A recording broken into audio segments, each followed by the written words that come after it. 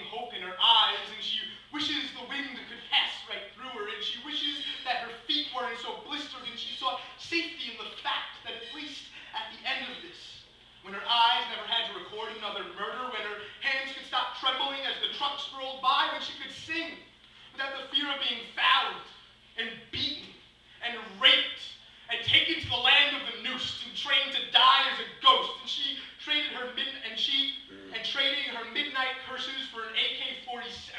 She would rather hold her chin than murder her brothers, her fathers. And she would never cry herself to sleep because she would never sleep that sound. And here we lay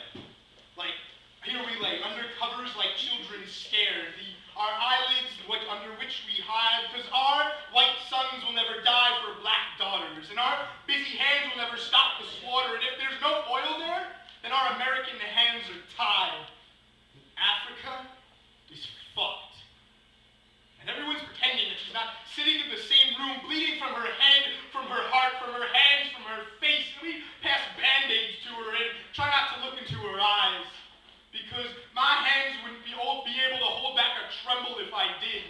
And my text messages and computer screens and drunken evenings and smoke-screen lungs keep me from remembering that at her age, I'd be blood-stained and bullet-bound towards graveyards. Because I'm too busy trying to fill my hands to find fingers to help hers. And still she clasps her palms together. Held like a mountain, she stands tall in reverence of a God she thinks is laughing at her. A God that asks for blood. But still she closes her palms around her hopes and plants them in the other children that flee with her. Don't worry, she lies. They are coming. They are coming to end this war. They are coming to send us home. They are coming with water and food and freedom, because that's what America's promise was once. We came for the Jews, right?